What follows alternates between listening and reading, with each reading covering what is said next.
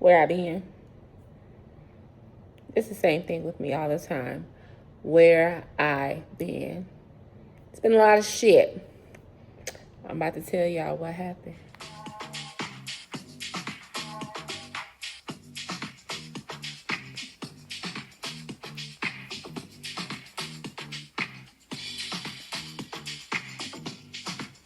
Hey y'all. Hey, how y'all doing? What's up? I know it's been forever and a day since I have talked to you all, but I've been going through it. Like, going through it. So, most of y'all know I recently moved to Houston. And then after I moved here, it was like downhill.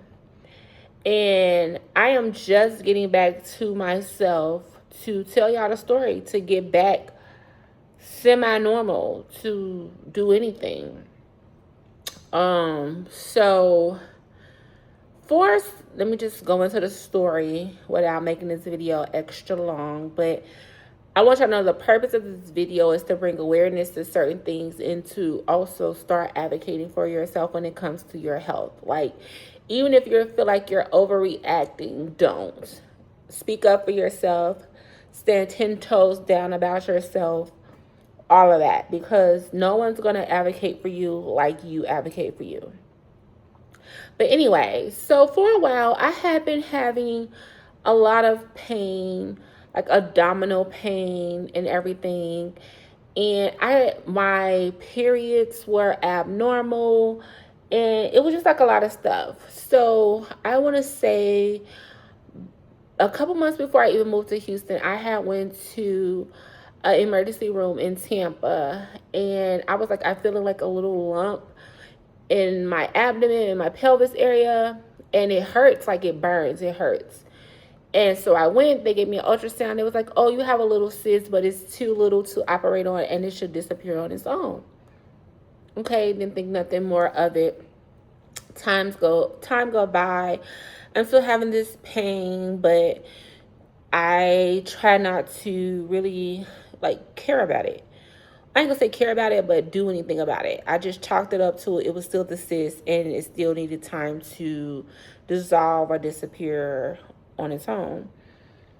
So fast forward, I moved to Houston. Everything is fine. You know, I celebrated my birthday and everything. And then around like the end of August, beginning of September, I had like excruciating pain that I couldn't just ignore. Like, I was crying. I went to the emergency room, and I ended up finding this women's clinic, and I was like, something is wrong. I need some attention, some care, some urgency. So I went to this clinic, and they did another ultrasound. They did on the topical ultrasound, and they did internal with the camera when they go all in your private area, you know, violating you and whatever. And so they found the cyst, and it was big enough to where I need surgery. So basically, when the doctor in Tampa said it should shrink, it grew. So they sent me to a specialist. And that's when everything started. Like, I was in doctor's appointments 2 or 3 times a week. I went to this specialist who was like, you know, we're going to see if you have endometriosis, all of this other stuff. So they sent me for MRIs and ultrasounds and CTs and all of this other stuff to diagnose me with endometriosis. And then I have a cyst that's almost 5 centimeters on my left ovary. And so now the process starts where, do I still want to have children? How can they save me from not becoming infertile and all this other stuff? So I was going to fertility specialists, I was going to pain management specialists, I was going to OBs, and I was all around. And then they wanted to test me for cancer, and they did blood samples and all this other stuff. So that was like months and months worth of doctor's appointments. And then around November, I was having, yeah, November, I was having like a pain. Sorry if this is TMI, but it gets a little TMI. I was having this pain with going to the bathroom, making a bowel movement. And I had never had hemorrhoids or anything before, so I didn't know exactly how having hemorrhoids felt. So I called my mom. I was like, Mom, it burns when I go to the bathroom. Like it feels like needles. Like to the point I'd be in tears. So, come to find out, wow, I had an MRI. But the MRI was supposed to be for the cyst, but it ended up showing that I had a fistula, an anal fistula. And so I went, and I had to go to what I call the ass doctor, because he was an asshole in the beginning. So that's what I ended up going to him, and he was like, you have to have surgery because we need to see how deep this infection goes. You have a fistula, you have abscess. Don't know what none of this came from. He kept asking, like, have you had any trauma in the anal area? I'm like, no, bro. Like, I don't have anal sex. I don't do none of that. Sorry. So he was like, so they scheduled that for December 2nd. Going into the surgery, I had never heard of it before. I asked the questions. He was like, it's fine. They go in and explore. They drain, put in something called cetons, and it drains all the fluid, all this stuff. You should be up and running by 2 weeks. Okay. So I have this surgery, scheduled this surgery for December 2nd. I scheduled time off work for 2 weeks. Y'all, this surgery had your girl down. It is currently, what's the date? May 27th. And I'm still not completely healed. This has been the most debilitating, most excruciating, most egregious, most difficult. Like, I don't have all the words. The first day I come home, it was an outpatient surgery. Come home, I can't sit down. It's your ass, right? Can't sit down. Can't pee. It's like when you have pain in the anal, it stops you. It something where the floor of your pelvis and your anal and your everything is tied together. So it's like you scared to pee or whatever the case may be. So come home. I expected the pain a little bit because it's the first, it's the first day. Oh, time goes on. The first time I had to go to the bathroom to make a bowel movement, I screamed, called out for God, cried, tears. I just wanted to die. Like, it felt like literally someone was taking a knife and just dragging it down my anal, like with fire, blazing fire. And yes. So for the first week, I just took pain medicine and slept. Mind you, my mom's not here. I don't have any family here. So doing this alone was painful. Like, I had a friend who helped me as much as they could, but they have their own life. Like, so I'm new to Houston. I don't really have family. I don't have no family here. Nah, I ain't gonna say really no family. I have no family here. And the little friends I had, they had their own life. So doing this every day, I couldn't cook. I couldn't leave out my house. I couldn't drive. I couldn't do anything. I spent my days sleeping just so I wouldn't feel the pain. Going to the bathroom was a task in itself. I cried every single day. So as time went on, I could not sit down for months. I didn't start sitting upright until January 24th when I eventually went back to work because I could not work anymore because I wasn't getting paid my full check. I still had rent. I still had bills. And I was falling into a slump where I was getting behind on all my bills, drained my savings and everything. Like, it was nothing left for me to do. So I had to go back to work. I worked from the bed because it was more comfortable trying to sit up in my bed than sitting up on the couch or anything like that.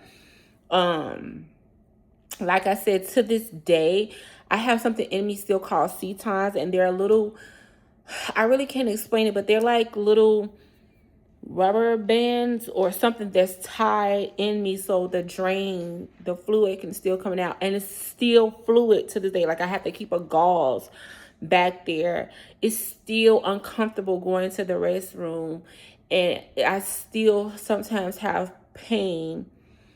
And every time I go to the doctor and do a follow-up, he was like, oh, just come see me in a month. We're still keeping an eye on them. And he's hoping that they fall out on their own so he won't have to go back in there. And I hate to say it, but who? Where? I will never have another surgery like that again. Healing from that and still healing from that is not okay.